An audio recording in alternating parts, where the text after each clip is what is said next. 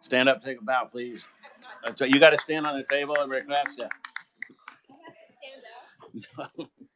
It's customary. Right.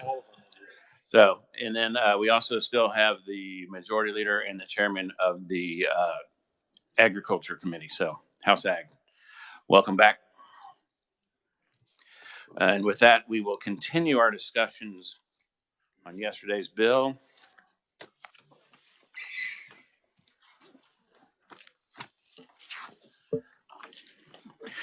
HB 2766. And we were talking with Randy Stuckey, I believe. You're up.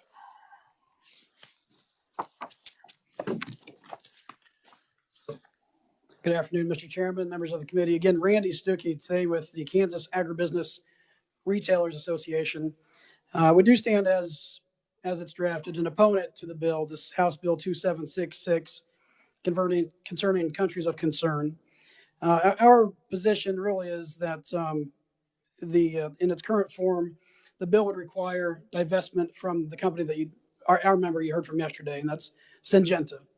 And you did hear from Syngenta, but I want to broaden the picture for all of agribusiness in Kansas, because it's not just the one company that this would, in fact, affect. A little bit again on who is Syngenta, however. Syngenta is a world leader in the development of seeds and pesticide protection products. Previously a Swiss-owned company. Now, the Syngenta was purchased 7 years ago by Kim China. While under Chinese ownership, as you heard yesterday, the company does operate globally and for over 100 years and still maintains its global headquarters in Basel, Switzerland. Managed, however, by a CEO from here in the United States, out of Illinois, and a management team that mostly consists of Americans and Europeans. Why is this important? Well, for more than 24 years, and even before that, as was mentioned yesterday, the property that they own in Kansas, just outside of Junction City, Kansas, next to Fort Riley. For more than 24 years, Syngenta has owned that property and operated it as a research and development company or plot for wheat seed, varieties of wheat seed. And as was mentioned before that, for many years, even before they purchased the company, this plot was utilized for that purpose. Now, what it does, the plot does, is used to test new wheat seed varieties. That's important for Kansas. It also includes the development of the Bob Dole wheat seed variety as a point of interest. And why is this important? Well, clearly, Kansas is known and has been known for many years as the wheat state. And at least 40% of the wheat seed that is developed and planted in Kansas is actually developed on this plot. That's why it's broader than Syngenta. It's important to the agribusiness industry in Kansas. It's important to ag producers and farmers. And then eventually the Kansas bottom line, loss of this research and development property would not only hurt Syngenta, but have a much broader effect. So it was asked yesterday, then what? How can we amend the bill to provide for this and still effectuate the intent of the bill? Well, we proposed and worked with other ag stakeholders, you'll hear in their testimony, about a proposed amendment that would be limited to an exemption for CFIUS verified properties and companies. You've heard that acronym yesterday, CFIUS, C-F-I-U-S. This is what is CFIUS? This is it's a federal committee. It's a committee on foreign investment in the United States. It's a standing federal interagency entity tasked with identifying and mitigating U.S. national security risks of foreign investments in the United States, businesses, and real estate. Herein is Syngenta.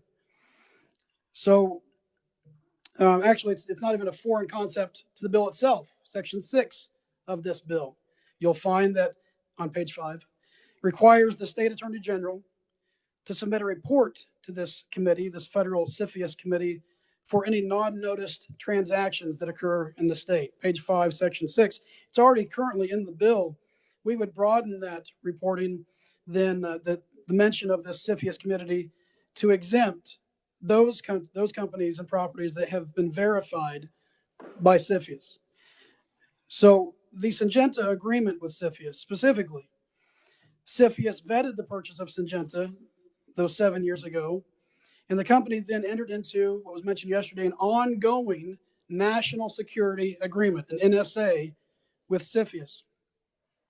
2 federal agencies were identified as overseers who Syngenta would interact with for the inspections and the ongoing oversight. No less than the Department of Defense was one of those agencies, the other being the USDA, as is appropriate. Those inspections can and do occur on-site, unannounced inspections, not just physical inspections, but actually opening the books. It's all open, the technical reviews and the physical inspections of the property. These are ongoing. Under the terms of the agreement, again, Syngenta is subject to unannounced inspections by both Department of Defense and USDA. And the purchase of Syngenta was approved, including this property, notwithstanding its proximity to Fort Riley at the time. That's why we think this is appropriate. This amendment's it's narrow in scope, specific to those CFIUS verified companies and properties. It has federal oversight. We think it's would retain the purpose and intent of the bill, and also give a nod to those that have already gone through and verified the transactions and the companies. For those reasons, we would ask that when the committee does take action on this bill, that it take that proposed amendment under consideration. Mr. Chairman, I'd certainly stand for any questions at the appropriate time. Thank you for your testimony, and also thanks for taking the time to explain what all that means to the committee. That'll be beneficial. Are there any questions for Randy?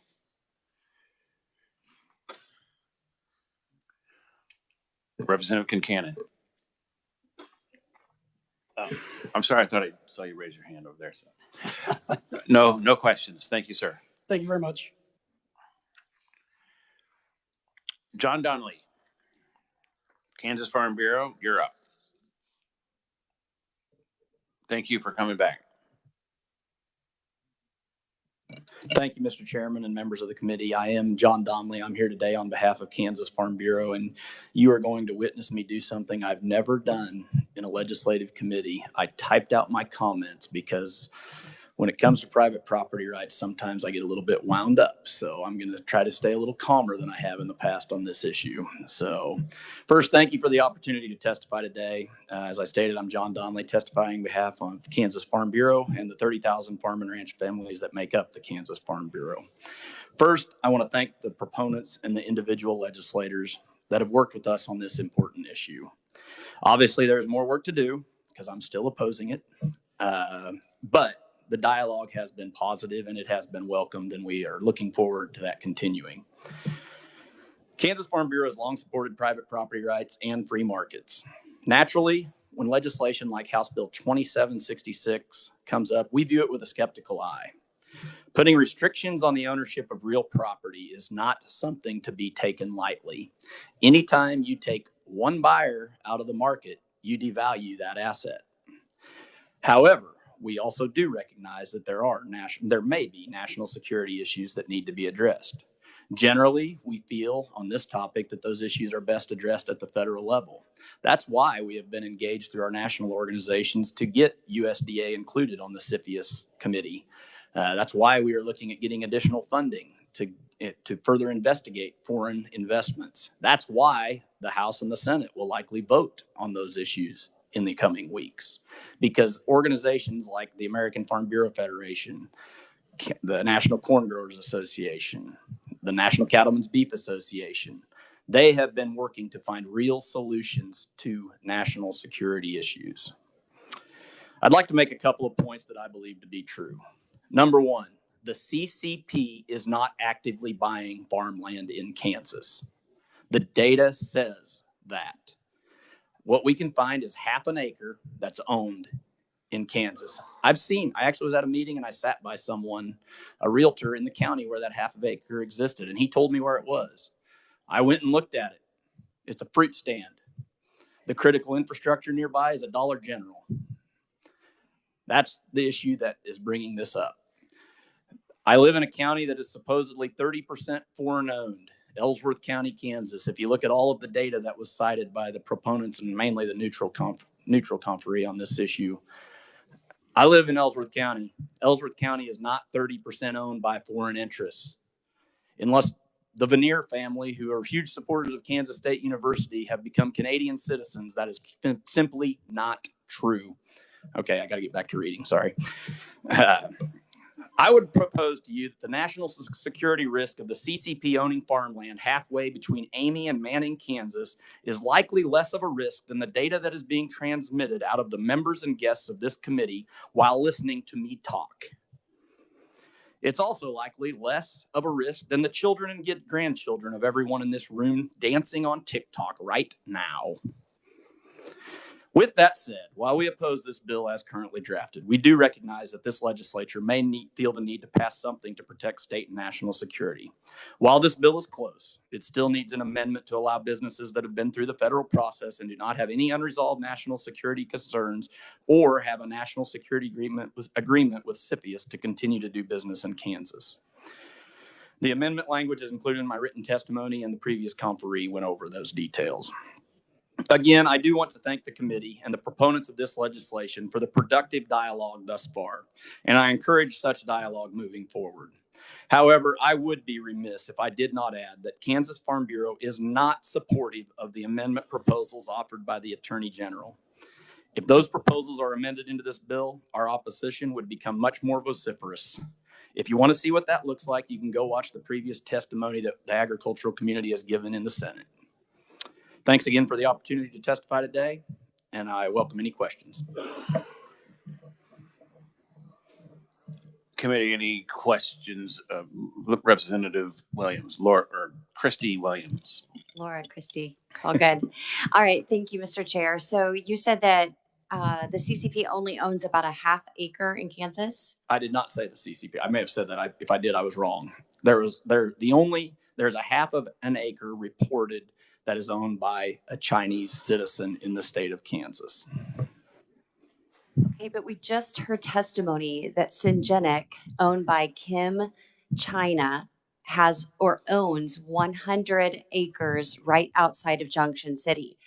And I think that there are many other companies throughout Kansas that didn't start out as Chinese firms or companies, but have been since transferred. Thus, all of their intellectual property and all of their major control is ultimately with the CCP. So would you want to adjust at least the half acre, that there are many other parcels, if you will, or that are owned? My point in pointing that out is that the data that is being used to manipulate this conversation is not entirely accurate. I believe the acreage that is in the Syngenta acreage is actually probably reported under as a Switzerland owned, I believe. We have a very complex global economy. There are investments from all sorts of people and businesses. Those businesses must or can go through the CFIUS process, where I would agree with the comment that was made yesterday that people that are much more knowledgeable on national security issues review these issues. They can go look at the books, as the Syngenta representative said, and they can analyze whether there is a national security risk. So what I was citing was that the data that has been cited shows that half an acre is owned by Chinese interests at this point in time. I don't know why that data doesn't show the Syngenta ownership. There's also the Smithfield ownership. There's other ownership out there. I totally agree. But I can tell you that if anyone, the one thing that loses me in this argument more than anything is when someone says that one of our greatest risks for national security is the Chinese government owning agricultural land in Kansas. I farm and ranch, and they're probably smarter than I am, and they know they're going to lose a lot of money if they decide to go into that. If anyone that thinks that owning farmland in Kansas is the way that our biggest national security risk, they don't truly understand how agriculture works. I'll leave it at that. Well, I would say that there are other states, and Texas is one of those states where pig farms are being purchased or have been purchased, and they get transferred to the CCP, and that produce, that food source can be transferred out. So I think people are looking toward the future, understanding the Belt and Road Initiative, understanding what's happening to our other countries, understanding what's happening even with the Netherlands, where they're trying to take out 30% of all farmland. And they can understand that that can pose a threat here. And we'd rather not be behind the 8 ball, but before the 8 ball. So I guess my last question is, since you are representing the Farm Bureau, you probably don't have the statistics, but you provided land. But what we might really want to know here in this committee is how many total properties, businesses are owned by the CCP, not Chinese citizens of the United States. Yeah. And I don't know if that's something that our research can provide. Thank you. Yeah, I don't have that data in front of me. I will tell you that you are in luck because your predecessors in the Kansas legislature in the late 1970s and 1980s passed an anti-corporate farming legislation that does not allow corporate entities from foreign places to own agricultural land in the state of Kansas. In fact, even an evil Texas corporation can't own land in the state of Kansas. If you go to the National Ag Law Center's website, you will see that the Kansas law is on on the ownership of foreign ownership of agricultural land. Kansas is one of the red states, meaning we have one of the most restrictive laws in the nation as it relates to foreign ownership of land by corporations. So fortunately, your concerns were addressed in the 1980s, and those legislators were forward thinking. Well, just one more quick question. Then would that apply to all leases of those lands as well? I haven't looked at that for a while. Since I believe 1970? it would, but I mean, yes, I believe it would. All right, thank you. Which, by the way, Mr. Chairman, the Kansas Attorney General has been notified of that law numerous times in every committee that we've done, and he still doesn't recognize that in his testimony. So, Representative Rogers, Guest Rogers, Thank you, Mr. Chairman. Chairman Rogers. That's fine. Thank you for allowing me to sit in again today. John, since you have your Farm Bureau hat on, and I think you kind of took the question I was going to ask, but at the Farm Bureau meeting in Manhattan or at the annual meeting of American Farm Bureau, was corporate farming, was those type of things brought up? And in the meeting this fall, did they bring this up? Do we need to tweak or reopen the corporate farming laws in light of some of these situations? Because I tend to agree with you. That gets lost in this conversation. We have pretty tight corporate farming laws that everybody's considered a foreigner, whether you live 18 miles north of me, which would be a different state, or 18 hours away. correct. I'll be honest. I would probably argue that the anti-corporate farming laws are probably too strict when it comes to entities from other states.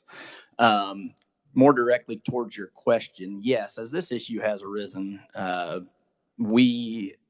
Kansas Farm Bureau develops their policy from the grassroots up. We've been criticized that if you poll our members about whether they want Chinese ownership of ag land, everyone would say no. I would say no. But we don't develop policy on polls. We develop it from the grassroots process. It comes from the County Farm Bureau. We have issues surfacing meetings in the spring. Last year, we addressed this issue at all of the issues surfacing meeting. No one brought policy forward to change. No one said that we were doing this or lobbying this issue incorrectly. We then have a resolutions committee that goes through that. They had a discussion on this. We then presented it to our listening posts in the fall. They had discussions on this in every region. So every county had an opportunity to provide input. Once again, no policy was brought forward to change the direction that we are lobbying this issue. We have an annual meeting in December.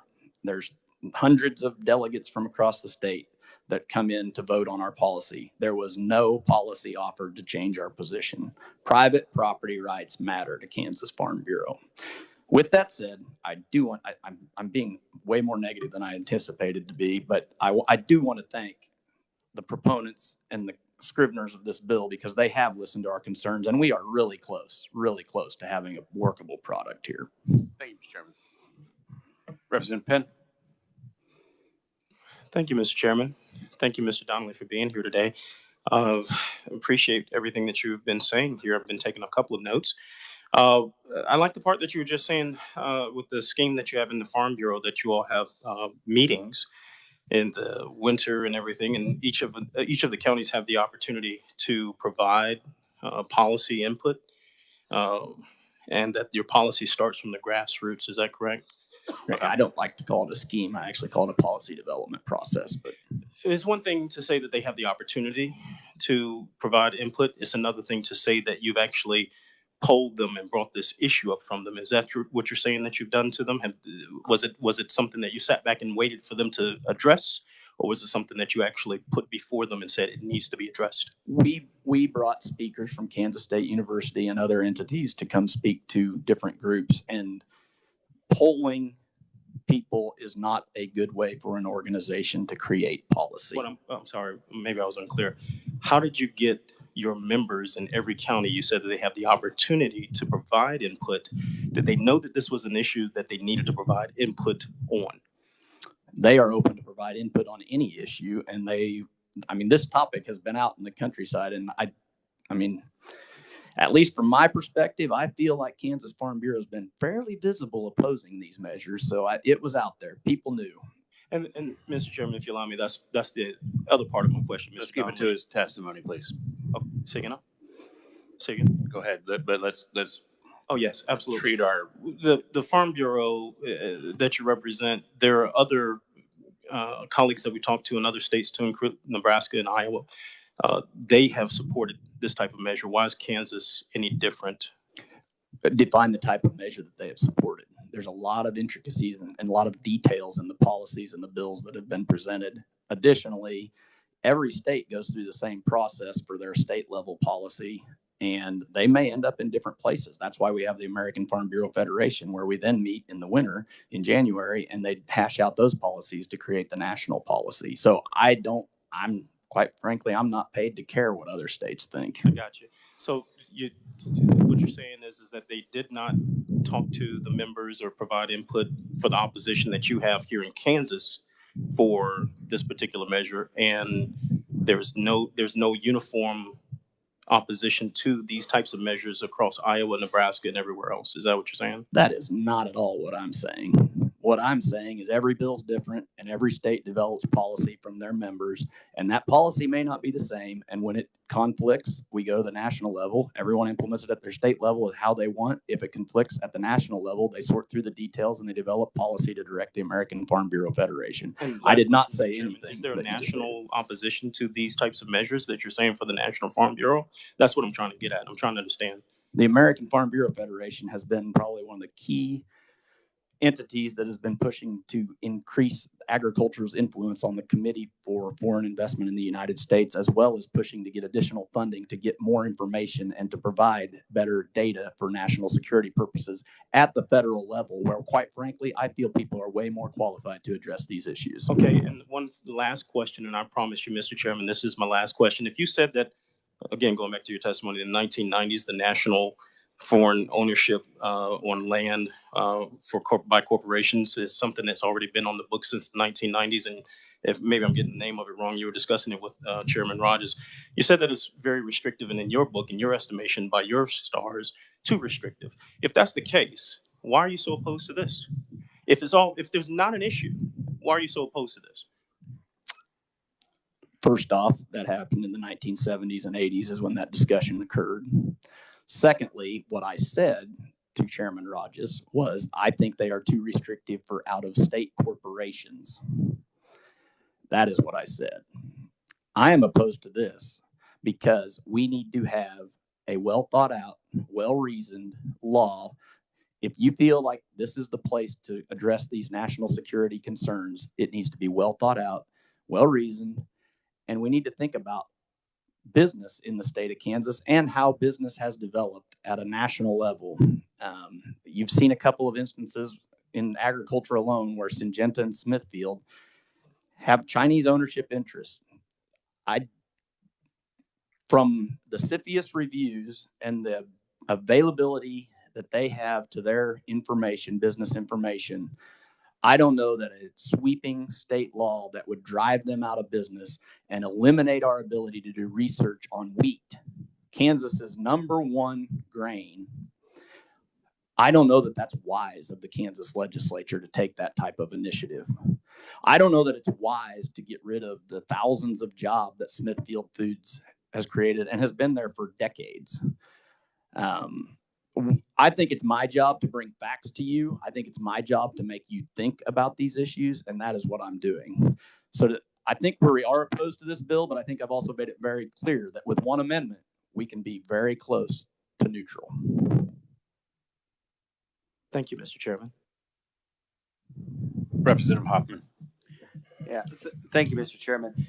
John, thank you for being here. I think maybe it needs to be reiterated. I don't believe, I don't want to put words in your mouth, but I don't believe that Farm Bureau is for Chinese ownership of our farm ground. Am I correct? I would say that if we believe there is a national security interest there, it needs to be corrected, and it needs to be corrected in a deliberative, thoughtful manner. Yes. I think it's more of these companies that are maybe being bought, and that's where the issue is. I mean, I've said that's how I got started in this, was setting through Farm Bureau annual meetings, and I guarantee you they can get just as ruckus and going back and forth as we do here. And so I think I just wanted the committee to understand. I don't think Farm Bureau wants China to come in and buy our farm ground. They don't want them to come in, and it's more of the issues with these companies. So I guess I'm commentating more than asking questions, but I just feel like it needs to be a little bit understood, because I feel like maybe getting a little bit of a bad rap. So thank you. I'm paid to take arrows, and I take a lot of them.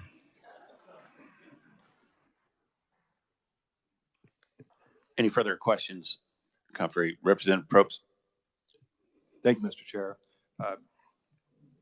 I'll have a question, but I did look up the corporate farming law, and basically it says, it's 1981 when we enacted it, and it says law generally prohibits corporations, trusts, limited liability companies, limited partnerships, or corporate partnerships other than family farm corporations, authorized farm corporations, limited liability agriculture companies, limited agriculture partnerships, family trust, authorized trust, or testimony trust, from either directly or indirectly owning, acquiring, or otherwise obtaining or leasing any agriculture land in Kansas. So it does include leasing, and it seems pretty comprehensive. I want to pull us back to the crux of this conversation and where you're at. You're opposed to the bill as it is, but I want you to talk a little bit about the amendment, and I think Randy talked about it too. It is my understanding that amendment, in your view, serves the dual roles of protecting the private property rights and the ability to sell however you want, but also allows us to take national security interests through what the current practice of reviewing those, and generally it feels like the ag industry feels confident in that process. Is that right? Yes, I should probably clarify a little bit. I actually think the bill as drafted addresses most of the concerns of owning farmland. It's narrowly scoped to foreign adversaries, and that we can be okay with. The challenge that we have is the damage to agriculture that would be done if we take agricultural businesses and agricultural research out of the state of Kansas. The amendment that we have proposed is more dealing with that issue. I think the drafters of the bill actually listened to our concerns on the other ownership issues. This is more specifically towards that research and further processing aspect of things. That's what the amendment takes care of, because that still has a major impact on Kansas. If we can't do the research that we need in Kansas for Kansas wheat, that changes agriculture in Kansas. So that's kind of a little nuanced answer to what you said. Yeah, thanks for clearing that up. Christy Williams, Representative Christy Williams. Well, I'll just be super quick. Thank you, Mr. Chair. I was just going to note that also I was looking up the farm, the corporate farm, and it did exclude poultry, pigs, a whole list of things. So there are other things out there that could be pulled into the corporate landscape that maybe we didn't mention. And then I also noted that a lot of other states have had constitutional amendments prohibiting corporations for farmland. So that's certainly an interesting thought. Thank you. Yep. I would also add that many of those states have been found unconstitutional, which I think our law is unconstitutional, but it has never been litigated. It hasn't been ripe. There hasn't been an evil Nebraska corporation willing to step up and buy land in Kansas in violation of the act to create a lawsuit. Not that it hasn't been tried. All right, so I'm not seeing any further questions. Looks like you got off easy today. I appreciate it.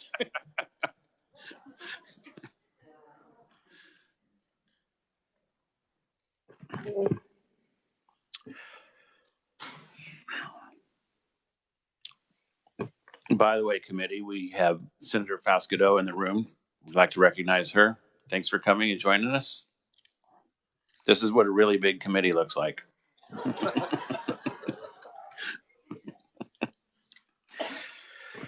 Okay, next up, Kansas Corn Joe Rowe.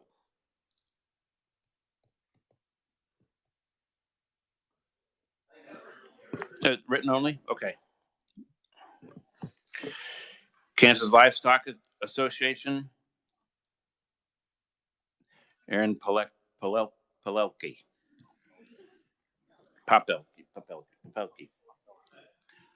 Mm-hmm.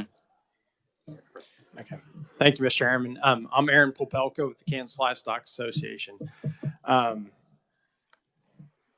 We appreciate the opportunity here to share our opposition to the bill, but I think in particular one piece of it. But before I get into that, I first want to thank Majority Leader and his staff for working with us. It's been a real open door process, and we appreciate it. We think we've been heard.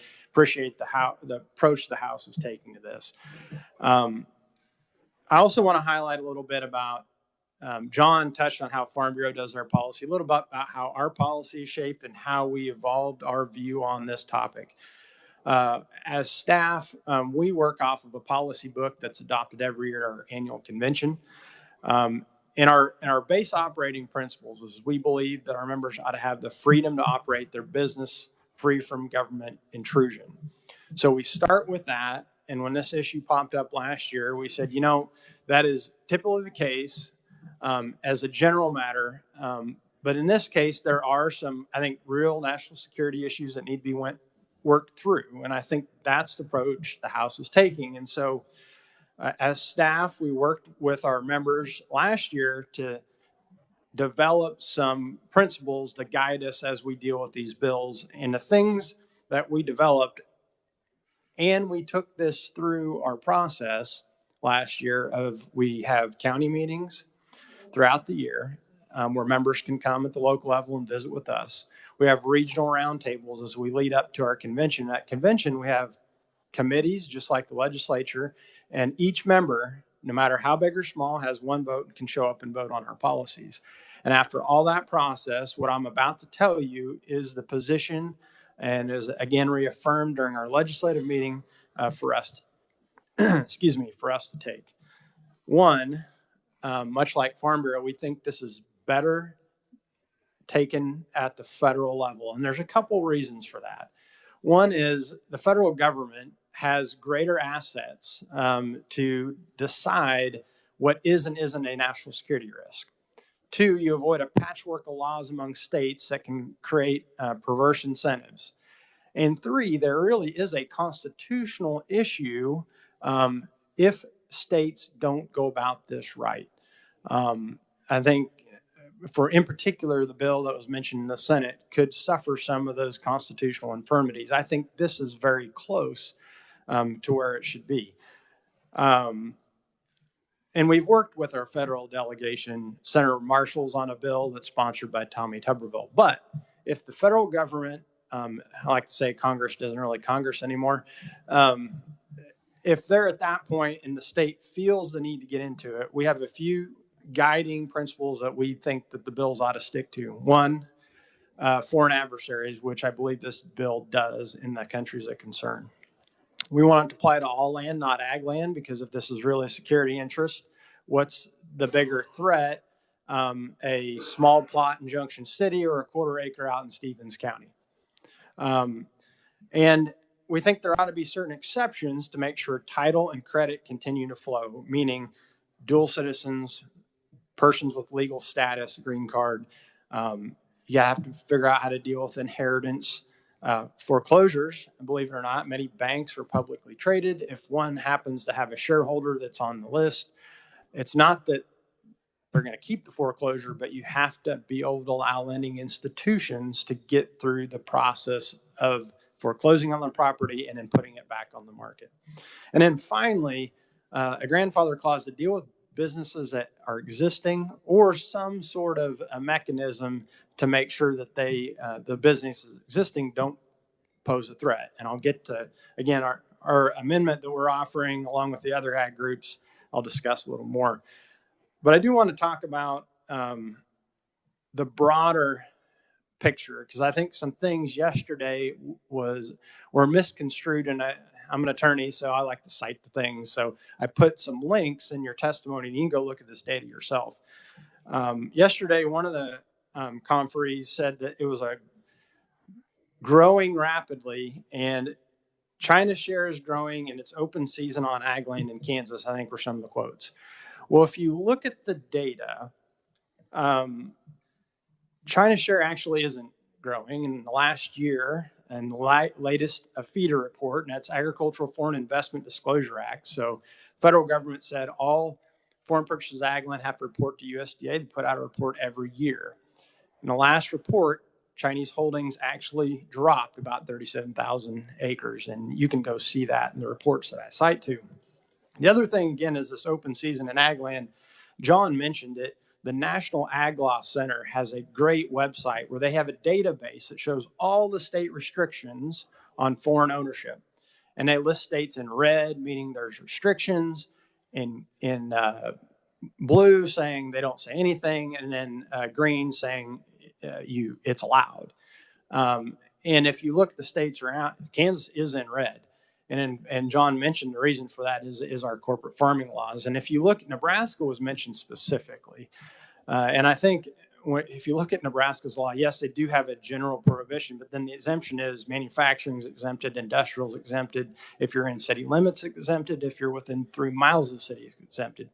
And Syngenta and Smithfield both are operating in Nebraska and at a much larger level than in Kansas. So I want to make that clear. Nebraska law is not as encompassing as it was purported to have been. If you look at the data that it's a growing problem, most of the growth, and I'll credit Robin Reed at K-State, who if you looked at the interim testimony, and I cite to her testimony, she FOIA'd the data. Because until this year, USDA hadn't made all the data available. She FOIA'd it and got into it. And what she found was 95% of the holdings in Kansas are renewable energy leases. So that leaves about 67,000 acres, which is less than 0.1%, held by non-renewable energy. And that pattern is across many of the states where you've seen this explosive growth. I encourage you to read through Robin's testimony. It really highlights there isn't this massive growth out there that's purported to have occurred. And finally, I want to touch on Smithfield, because that was brought up a couple times. We've been in communication with Smithfield. Our members raise mostly beef, but we do have some pork producers. Smithfield wasn't able to be here, but what I have in my testimony is data from them. Their employment in Kansas is nearly 1,000 workers in Junction City and Wichita. They contribute about $1.6 million to state and local tax bases. Their ownership is a little more unique. They are a Virginia-based company that was acquired in 2013 by WH Group, which is publicly traded on the Hong Kong Exchange. So it's not necessarily a state-owned enterprise. And that brings me to the amendment and why I think this should helpfully thread the needle. With Smithfield, in 2013, they went through the Committee on Foreign Investment in the United States review process. And because of that publicly traded parent company, they were cleared of any security concerns. And so that got us thinking maybe one way to thread this needle is the amendment, which I've attached to my testimony, and I believe ag retailers, Farm Bureau, and others have attached as well. And this is carefully crafted language that essentially does one of two things, because you have two separate situations. With Smithfield, you have a company that has, when it was acquired, went through the process and was cleared. Syngenta, on the other hand, they entered into a national security agreement, so the amendment reflects those two things. And so since these companies have gone through that clearance, and any others that have as well, would then get an exemption from the divestment if they can prove that they've gone through the security clearance processes. We think that's a way to thread this needle, and is probably an appropriate way to handle this issue of divestment, because it truly would disrupt agriculture. We just went through COVID to disrupt pork processing, to disrupt was a bad thing then. This would be a disruption. And certainly on wheat, that is important. I know on our family operation, at least probably half our varieties are Syngenta varieties. So that would have an impact if that's cut off. So thank you, Mr. Chairman, members of the committee, and I'm happy to stand for questions. Committee, any questions? I've got one about the CFIUS process. You said in 2013 they went through it. How often do they re-up that? So, and this gets to some of the definitions, the covered transaction, covered control transaction. Then later in, you see that it says, provided that such foreign principal has not undergone a change in control constituting a covered control transaction. What that means is essentially, for example, in Smithfield, they were looked at and the committee said, we don't have any concerns, but Smithfield, if you change your ownership makeup, you need to come back to us and do it again. So in that case, it's not ongoing. It's only if they change their control structure. Syngenta's, and I don't want to speak for Syngenta, but my understanding is theirs is different, whereas they have an ongoing national security agreement, and that's what's reflected in part 2, because there can be different approaches to how CFIUS reviews and handles different companies.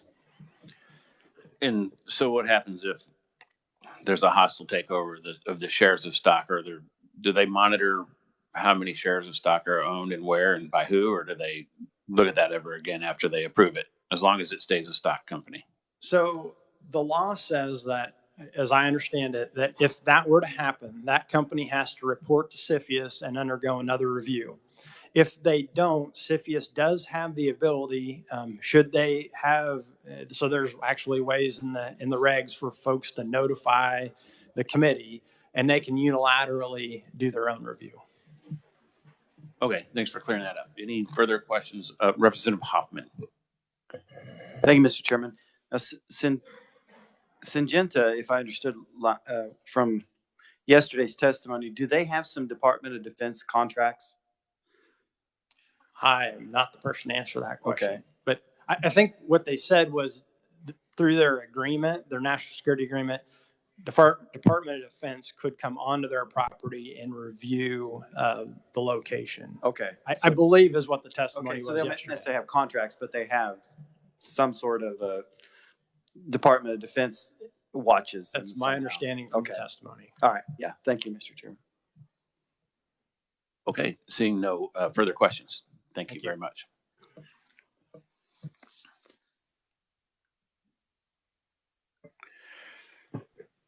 Okay, next up, Advanced Power Alliance. Kimberly Swati, Public Policy Director. Welcome to Commerce Committee. I don't know that you have been in front of the committee for many years, and so welcome. It is true, Mr. Chairman. I usually spend my time at 1:30 up in Senate Utilities, so I miss the fun that you all have down here in House Commerce. And I understand they're passing out bunches of bills today, so sorry you missed that. They are doing a really interesting piece of legislation on net metering, if anyone has any questions. Super stimulating. So anyway, again, my name is Kimberly Ginter-Swati, and I am here on behalf of the Advanced Power Alliance, and we are speaking in opposition to the bill as it is currently written, House Bill 2766. We certainly appreciate the proponents of the bill and Representative Croft. He, as other conferees have said, he's had an open door policy and has been willing to talk with us and work with us. Still, however, some concerns remain, and so it's incumbent upon me to highlight a few of those concerns. So the Advanced Power Alliance is kind of a nebulous sounding catch-all organization. It actually kind of drives me nuts, the name. But we're really the owners and operators and developers and manufacturers in the advanced power industry. So that could be wind, solar, battery storage, hydrogen. We deal with a lot of the manufacturers of said technologies are our members.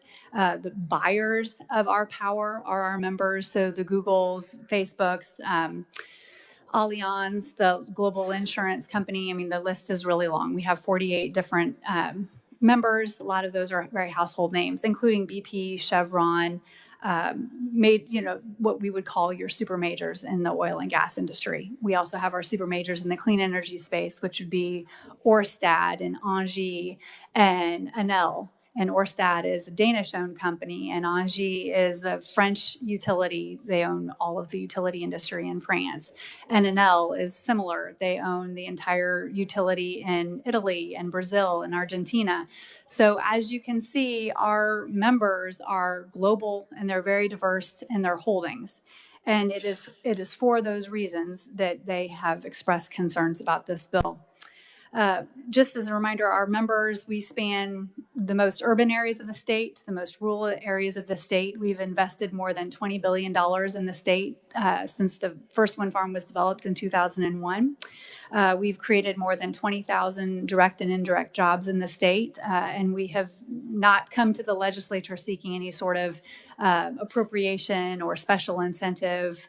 There have been some policies that the legislature has put in place that have helped bring the energy industry to the state of Kansas, and that has been to the great benefit of a lot of those landowners and the communities themselves.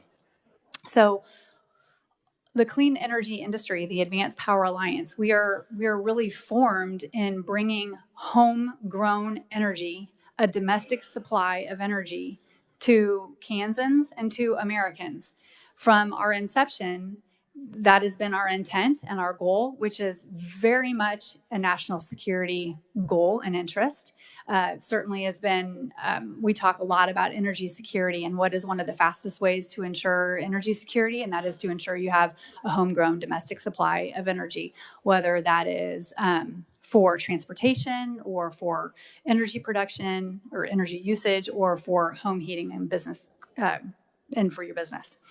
So we certainly understand the national security implications, and we appreciate what the author of the bill is attempting to do.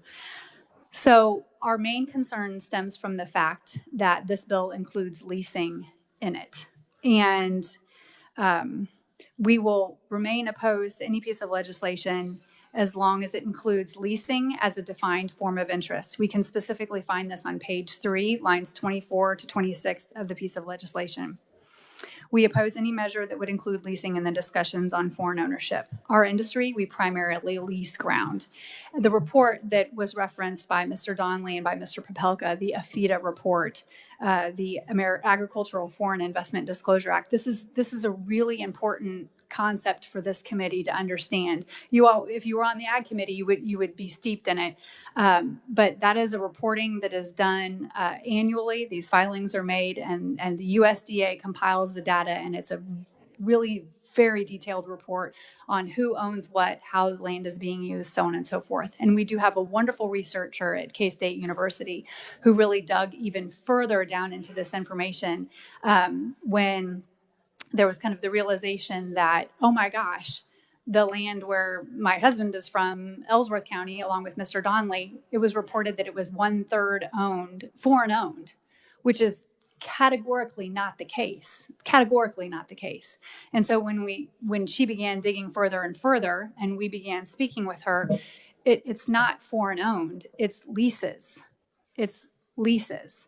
And so it's important to understand what a lease is. A lease is a conveyance given by a landowner to another entity for the right to perform a specific activity.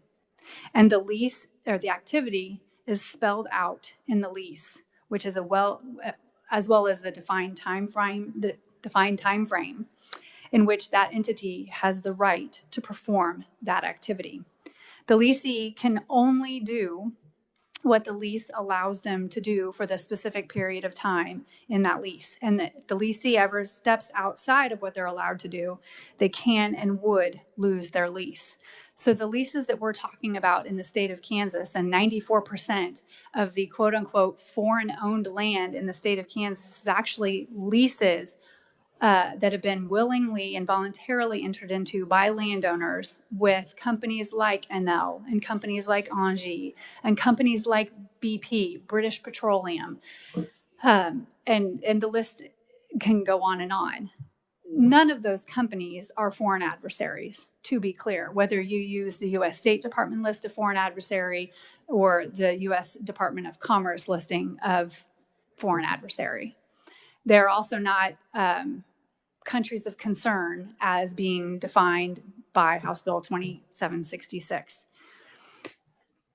Leases are one of the clearest methods of ensuring that Kansas can enjoy outside investment, reducing the overall tax burden on Kansas taxpayers and improving our economy, while also knowing exactly what the leasing entity is doing and how long those entities will be doing it.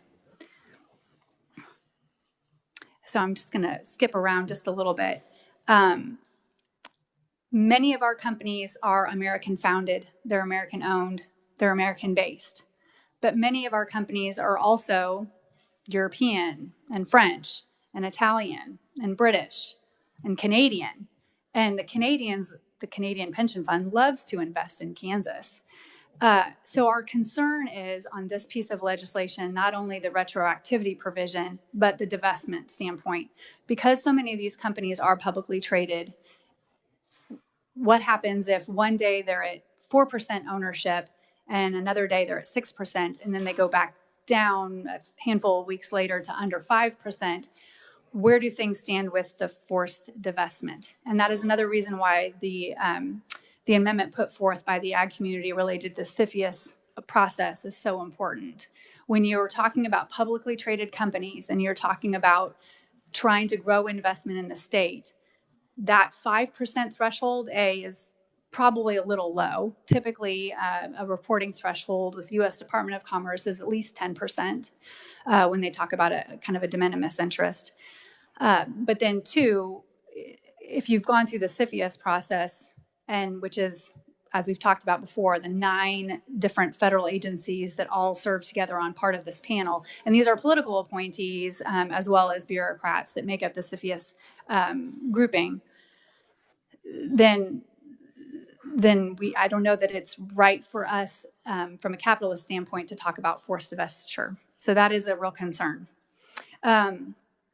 We also are concerned with the 150-mile radius around all military installations in the state of Kansas. We have 43 armories, which under this bill would probably be considered a military installation.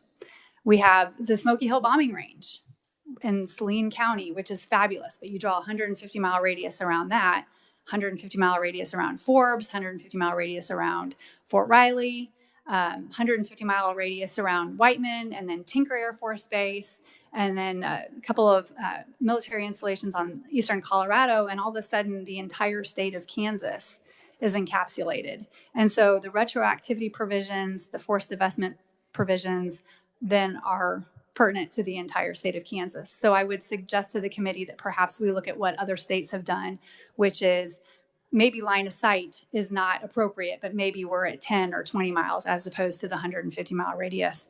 So I laugh because I do actually spend a lot of time with the Department of Defense, so much so that I now have, like they call, my code name is No See'em because I can't see without my glasses, because I spend so much time talking with the folks from Whiteman and Tinker Air Force Base. And you have to wonder, why would I be talking with the folks from Tinker and Whiteman Air Force Base? It's not my code name, my call sign. Well, I talk with them because Whenever a clean energy project is looking to be constructed in the state of Kansas and anywhere in the United States, we go through a process with the FAA, the Federal Aviation Administration, which includes the Department of Defense. It's called the DoD Clearinghouse. We make our application, and in that process, we show the exact proposed location of every single turbine or solar facility or battery storage facility in that particular project. And DoD has the opportunity to review the placement of literally every single turbine or every solar facility.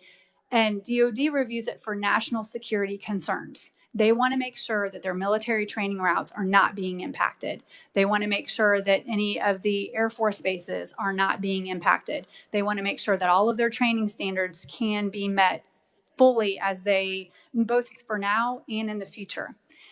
And so that's an incredibly important, we do not build a project without those approvals. So it is incumbent upon us to work very closely with DoD and with FAA in order to get their approval. And I have been personally a part of moving, I'm not even entirely sure how many turbines I've specifically moved or projects that I've seen literally get wiped off the map because of national security interests. And so just to make sure that this committee understands that whether it's the CFIUS process and the vetting of that foreign investment or FAA DoD review on placement of projects, that the federal government is very involved in all of those activities and has to sign off before anything can occur. Certainly, we understand the committee's interest in public safety and in national security and the protection of privacy for Kansans, and our members believe in those rights as well. And we have signaled that belief, that strong belief, by Kansans maintaining their ownership of their land, even when we're investing millions, if not more than $1 billion in a particular area on their property. We have supported a policy to ensure that clean energy projects do not have the right of eminent domain because we support landowners and their rights. We've supported legislation to ensure that wind rights or solar rights are not severable from the land. So unlike oil and gas rights, which are severable, the wind rights will always stay with the landowner. Why does that matter? It matters because then that way we know, policymakers know exactly who owns that land. Those wind rights cannot be sold off. By maintaining those rights with the land, it restricts nefarious activities of those with ill intentions, not seeking the best interest of the landowners. And it goes back to that AFIDA report. So I urge you to read a couple of things. Baker & Botts has a real nice 9-page, the law firm, I'm not shilling for Baker & Botts, they just happen to have a really good 9-page primer on the CFIUS process. What is CFIUS and what's that process? So read through that as you're considering this piece of legislation. It will really help you understand how thorough that review is and what already exists at the federal level to help protect our business interests and our national security interests. And then also read through Robin Reed's report, which was pulled together. She's at K-State, and it was presented to the Interim Committee on Foreign Ownership this last fall. I know, not speaking for Mr. Donnelly or Mr. Popelka, but either of those individuals, myself or Josh, would be happy to talk with you about AFIDA. What's interesting about AFIDA is that it assumes that leases are ownership interest. They are not. Ask any farmer or rancher. Do you own your ground or do you lease? They are very different, and they come with very different rights and authorities. The AFIDA report at the national level assumes that all clean energy leases are ownership, and that is an incorrect, categorically incorrect assumption. What's interesting is that oil and gas, they fully rely on leases as well. And the AFIDA report exempted them in the late 1970s. So you will not find in any AFIDA reporting any information on oil and gas interests in the state of Kansas or anywhere in the United States because they were exempt, because a lease isn't ownership. So that is one of the things that we are working on at the federal level, is to make sure that that clarification exists as well for clean energy leases. And that brings us back to why it is that we have so many concerns or so much concern about leases being defined in this piece of legislation, having a defined interest in this bill. So we are very glad to get to work with this committee on whatever it wants to move forward with. Certainly we understand the need to protect Kansans and our Kansas land. We also need to protect our ability to invest and encourage that foreign and direct investment in our state in a very thoughtful manner. We do have a strong federal process. So building upon that would be incredibly important. And I'd be more than happy to answer any questions. Okay, thanks a lot. Before I go to questions, so my family owns a bunch of land and we lease it out to farmers, but it's for 1 or 2 years at a time. How long are your leases? So the leases for a clean energy project, they come in a couple of different phases. So you can have the first part of a phase might be for project development.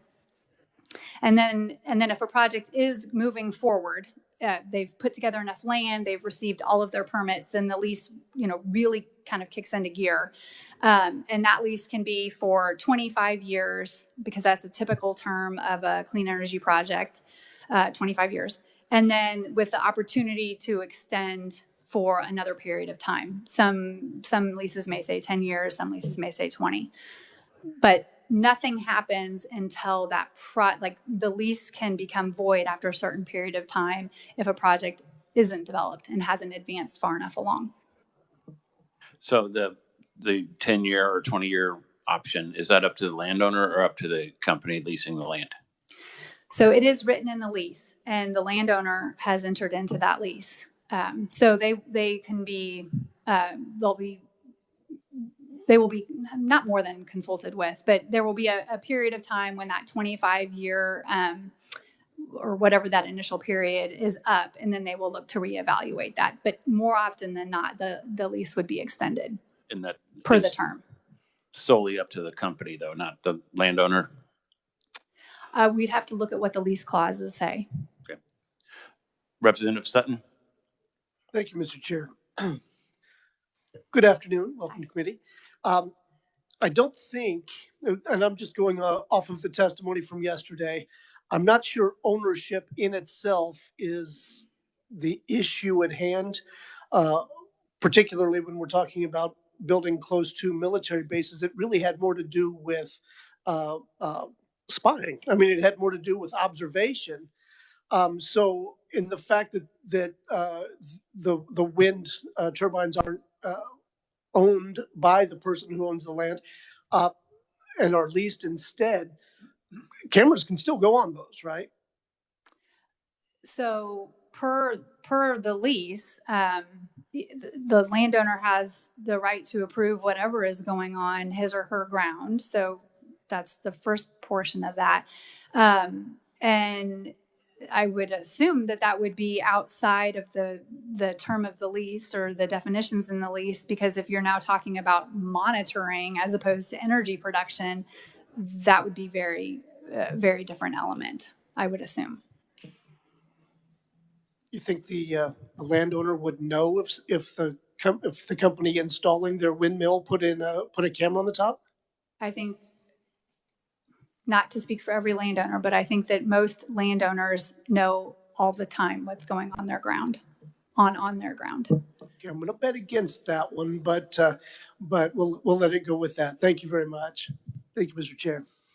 Well, there's also electronic surveillance equipment and signaling that can go inside that nobody would really be aware of. But Representative Shu? Thank you, Mr. Chair. Thank you, Kimberly. I don't know if you have the bill in front of you, but you referenced the page 3, lines 24 through 26, just the lease part and the rental part. Are you suggesting that we look at just striking that whole 3 lines? Mm-hmm. Okay. Thank you. That would also alleviate my concern that I brought up yesterday about just like Chinese restaurants owned by recent Chinese immigrants as well. So thank you. Representative Penn? Thank you, Mr. Chair, and thank you, Ms. Swati, for being here today. On the heels of what we discussed yesterday and your testimony, thank you so much for it today. Is it your position then, dealing with the concept of ownership and leadership, and leasing, I should say, that anyone of a hostile nation should be able to put whatever they want on land in Kansas anytime they want, anywhere they want, just because it's a leasing deal? You see what we're getting at? Oh, absolutely. And So no, clarify that for me, that's, please. I appreciate the question, and certainly that's not the position of the Advanced Power Alliance. I believe what we're saying is that, one, part of this conversation is being perpetuated by misinformation. And the misinformation comes from the AFIDA report. And the AFIDA report makes it look like there is a preponderance of foreign ownership of land in Kansas when there's actually not. It's leasing. And so if you're, predicating a lot of assumptions on false information, it's important to have that corrected. You pull out leases, and the foreign ownership of land discussion in Kansas and in the United States looks very different. So that's one. And then two, no, we support, we certainly understand what the legislature is seeking to do. We support the way the bill is written right now as far as countries of concern. The Senate piece of legislation just talks about all foreign ownership and foreign investment, and that's a real problem. We do recognize that the Danish are probably a little bit different in their intentions than some of the nations listed in the countries of concern. So certainly understand the intent behind 2766 and identifying those countries of concern. And having the federal review process in place is incredibly important for our national security and ensuring that the appropriate investment is made in our state and nation. And you and I were discussing this a little earlier today, ma'am. If the federal, as you said, their filter, if it misses something, what should Kansas be doing in order to make sure that they catch any missteps that the federal government, the federal layer, has? And I appreciate that question a great deal, about what should Kansas be doing. And I think that I certainly understand the desire to have a role for the state. And I think one of the concerns, though, as our members do business all over the United States, is creating that patchwork. And so this is me kind of grappling with this. You do need to make sure that there is something that can catch everything, but to have companies undergo one process in one state and another process in another state, what happens if Kansas is so rigorous that we are then disincenting good investment in our state? So I don't know exactly what that answer is, but I can tell you right now that I'm willing, and I know on behalf of this industry, to work with anyone on trying to figure out what a practical and reasonable solution would be. Representative Kessler. Hey, thank you, Mr. Chair. Kimberly, thank you for being here today. I wasn't going to say anything, but it just kind of resonated with me when you guys were talking about leases. I think it's important to note leases that the owner of the property doesn't always know what's going on. I mean, you kind of made a comment about the farmers, but I've leased a lot of property for a lot of commercial properties over the years. I've never met the owner other than through the mail. Owner's never stepped on the foot of the property, as far as I know. I own property that I lease. I have properties I've never even walked into before. And I've leased these properties for years, and I don't even know what the inside looks like. So I mean, it's leased property is probably a pretty important piece of the puzzle here, I believe. And Representative Kessler, I certainly appreciate and understand that perspective. I suspect I'm coming at it from much more of an ag-oriented, less kind of urban commercial business perspective, which is ironic because I grew up in a very urban area of the state in Johnson County. But all of the work that the clean energy economy does when it comes to leasing and working with landowners is largely on agricultural land or in rural areas. And while I can't say every single one of them, I can definitely tell you that more often than not, our landowners absolutely know what's going on. We went through and we repowered a project in the Ellsworth-Lincoln County area, and not a day went by that Josh or I didn't get phone calls about what was coming on their ground that particular day. Everyone wanted to know exactly what was happening. So much to the point that folks just wanted to go out and look and see what was going on. And we find that happening all the time whenever, projects are being built and projects are being constructed. There's excitement. They do know what's going on their ground. But I cannot speak to the commercial real estate aspect. Maybe we find some way to bifurcate the leasing matter out. But for our standpoint, the leases are a real concern. Representative Mason. Thank you, Mr. Chairman. The bill as written, just to confirm, and I think what I hear you saying is the bill as written would not negatively impact any of your current membership. Is that a fair statement? That is the hope.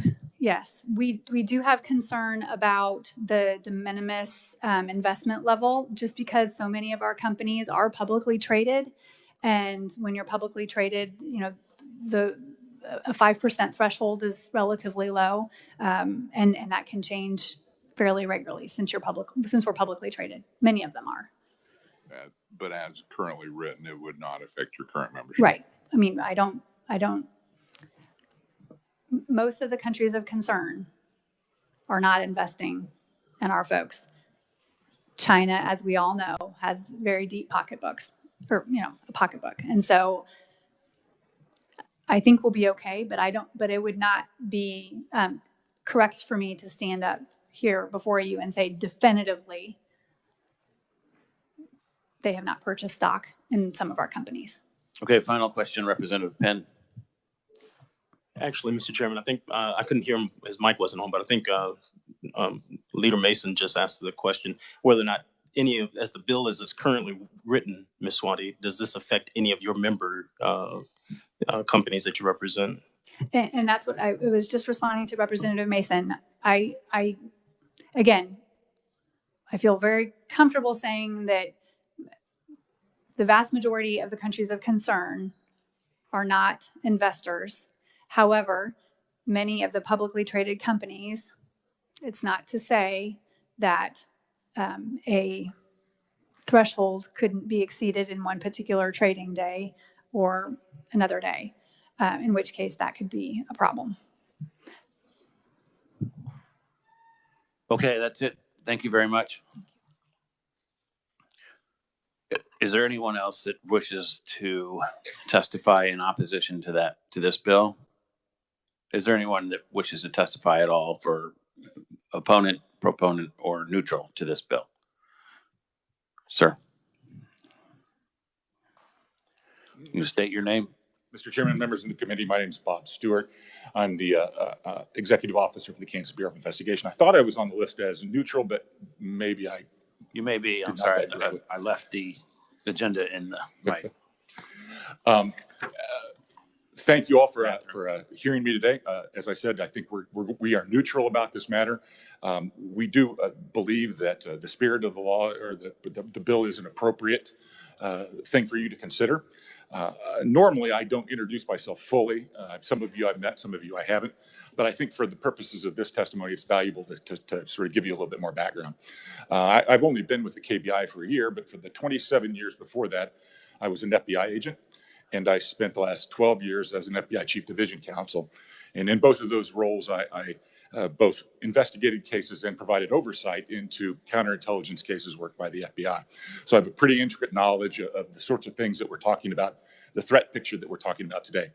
Now, having said that, I am certainly here only on behalf of the KBI. I am not speaking on behalf of the FBI. I gave up that right when I gave them my badge and my credentials and my secret Dakota ring.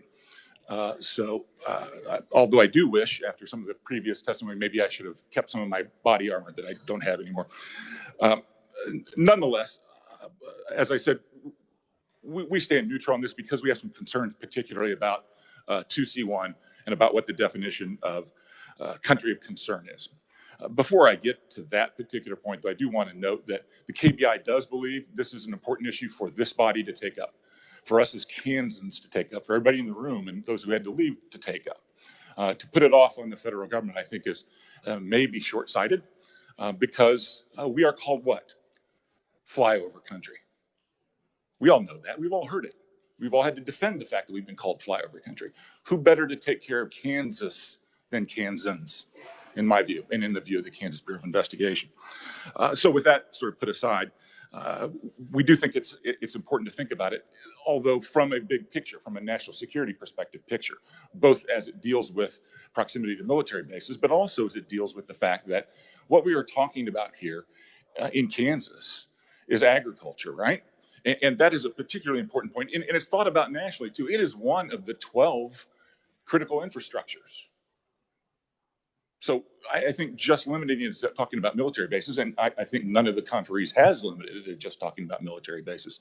It's important to think about the big picture of we need to take care of our agricultural resources here in the state of Kansas.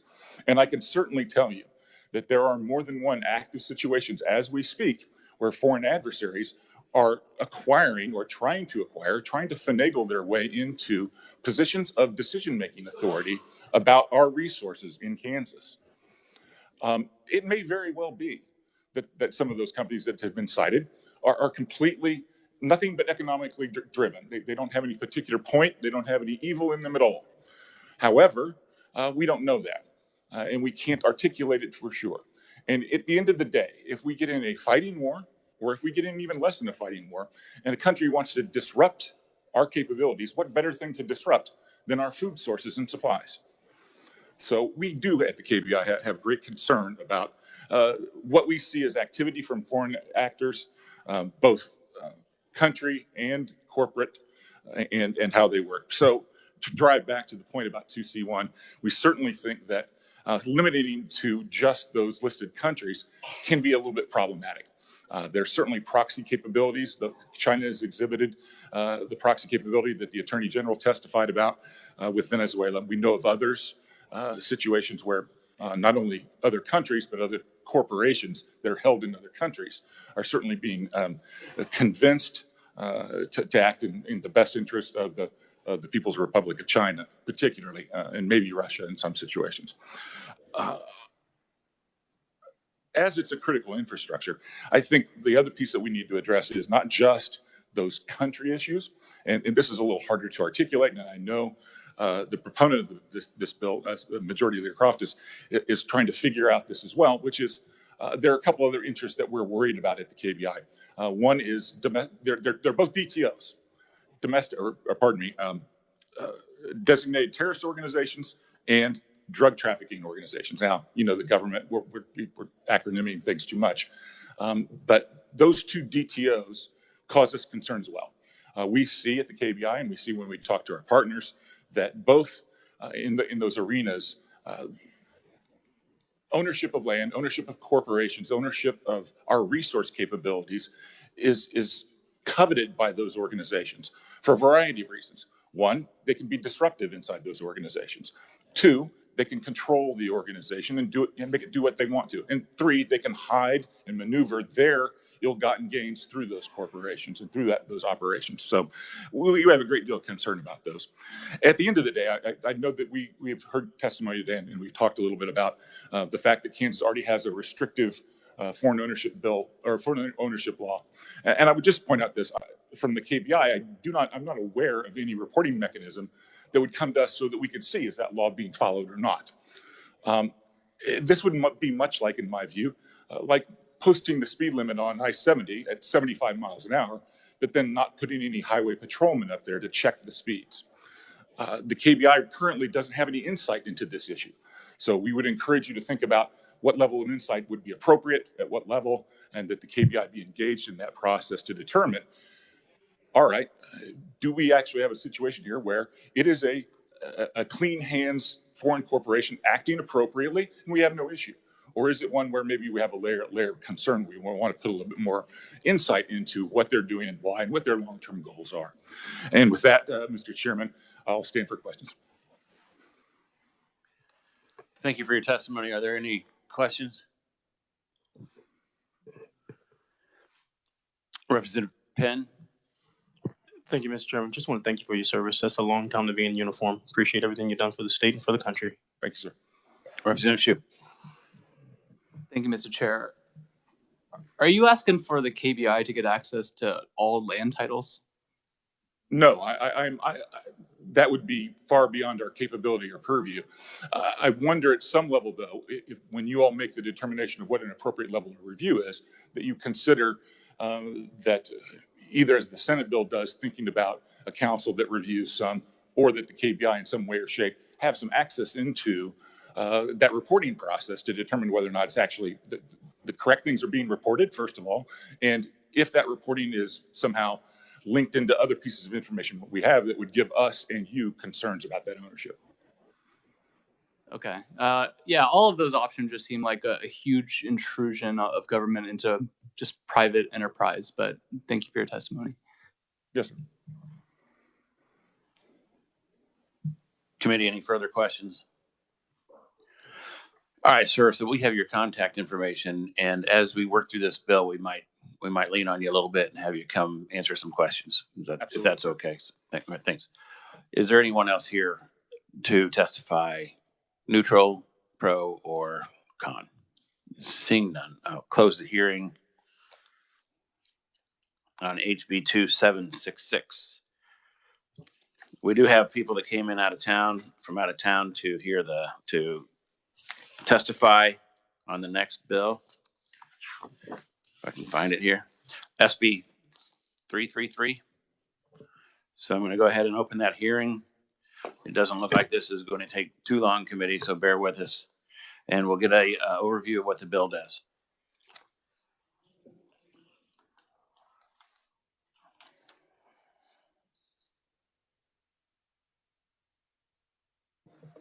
Thank you, Chairman, members of the committee.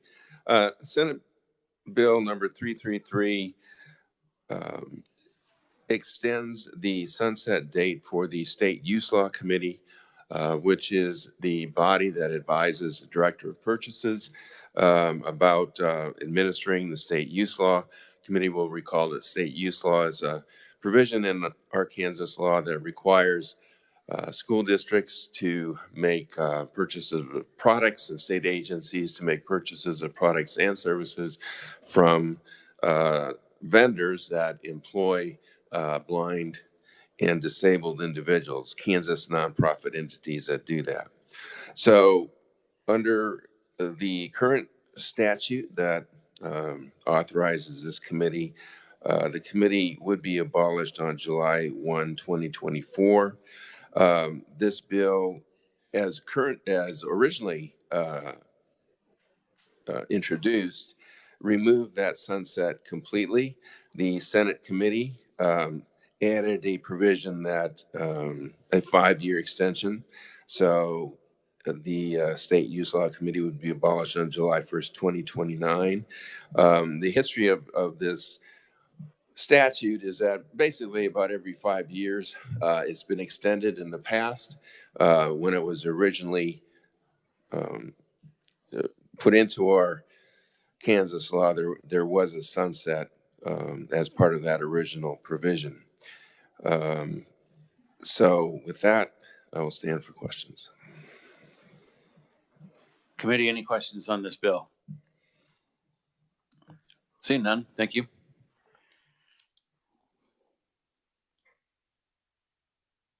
Okay, we'll open up the proponent testimony.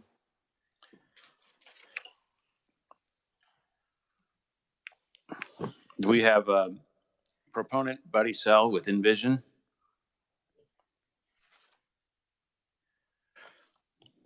Thank you all for allowing me to testify. And apologize, also, committee. I don't know that we have his testimony to review, but we'll get it for you, and it'll be in the S drive once we know we have it. So thanks. Go ahead. I'm sorry to interrupt you, sir. Go ahead. no, thank you, Chairman Terry. Thank you for allowing me to listen in to this very, very complex meeting that you all attended.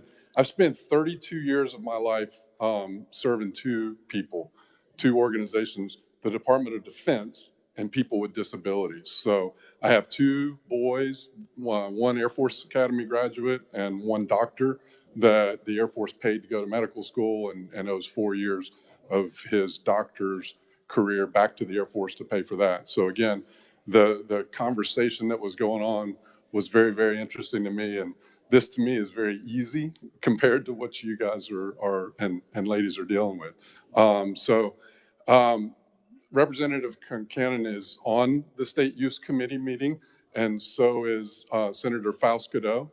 This to me is a collaborative effort between the state and between the agencies working collaboratively together to support Kansans with disabilities. And Todd Herman and Rick Beatty before him, State Procurement Division folks, were very, very strong proponents. And Todd, if he wasn't on a work-related trip in Nashville, he would be here representing and supporting this as well as the State Procurement Division. So this collaborative effort to me is a very easy decision, and I've been advised by my friends not to take anything for granted because I guess I'm not very familiar with politics, but compared to what you guys just went through, this to me, continuing the work of the State Use Committee, when it's supported by the State Procurement Division person in charge of purchasing and contracts, wants this to continue as a bridge to be able to support people, seems like a very easy thing to continue for the next 5 years. And we do value the relationship that we have with the legislators being a part of the committee as well. So I just wanted to be here in person, and I'm glad that I was, because I got to see the engagement that was taking place. I'm not nearly as dynamic as a lot of the people that were up here before me speaking, but wanted to tell you that Kansas spends a lot of taxpayer dollars on people with disabilities throughout their high school and elementary school. And then after they graduate, that funding goes away. And this collaborative effort between the state and between the committee just continues to employ people and support people with disabilities throughout. My vision, a lot of people don't know, my vision is 22,000 without my contacts, which puts me beyond legally blind. Fortunately, I'm corrected to 2050, so I'm not technically legally blind, but I know what it's like to be visually impaired. And everybody in this room could lose their vision tomorrow. And I venture to say, you could still do exactly what you're doing right now with assistive technology. So people who are visually impaired are no different than people who are sighted. They just happen to be visually impaired in a lot of cases. And these opportunities to support people, the person I'm the executive vice president in charge of government channels at Envision, been there for 24 years. And we promote people with visual impairment based on their abilities to excel, not on their visual impairment. Our director, Ms. Teresa Houston, who you guys probably know and has testified before, has got her master's degree. She's totally blind. She runs our Early Childhood Development Center. We give people with the ability to not see the opportunities to excel. And we're just one of the agencies involved in this program, and the collaborative effort between the legislators, the State Procurement Division, USD 259 is one of the biggest supporters that we have in the program. And the easy button that the state has allowed us to deal with to be competitive and to supply their resources is critical. And we wouldn't be able to do that without this collaboration between the state and the committee. My role is chair of the State Use Committee. I've been doing that for the past 2 years, and I'm ready to give it up because there's a lot of other things that I need to do. But again, thank you for the opportunity, and I hope that this is going to be an easy one for you guys to be able to push through after seeing what I witnessed earlier. I stand for any questions, and again, thank you for the distinguished members of the committee being allowed to present. Thank you for coming in today. And again, thanks for your patience and sitting through all that. But don't sell yourself short, because you were pretty darn dynamic yourself. I appreciate that. Thank you. You mentioned USD 259, and I can recall having these conversations in the past. I think maybe the last time this bill came up, where we were having issues with some of the other school districts that were not taking advantage of this program. Have you made any progress with other school districts? Our K-12 budget chair is on this committee, and she may be interested in hearing. That's a great question, and we have, and again, it's thanks to Todd Herman, State Procurement and and in charge of purchasing and contracts. But I'm going to take responsibility as part of the vendor community for not reaching out and making contacts with folks, because the state has made it very easy for us to do business with the other the other USDs.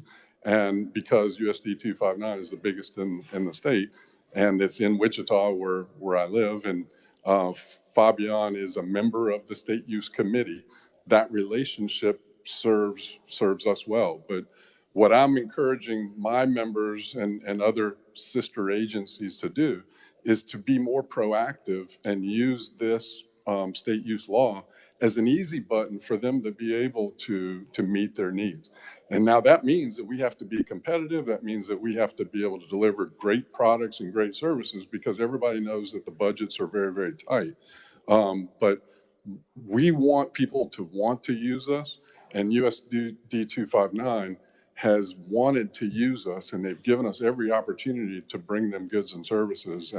And what I'm going to do is take the blame for not reaching out to Johnson County and some of the other USDs, and I'm putting the onus back on my vendor community, my sister agencies, to do the same. I mean, the state use law is an opportunity, and we need to take ownership and go out and represent ourselves, because we owe it to the people that we serve who are visually impaired or have other severe disabilities.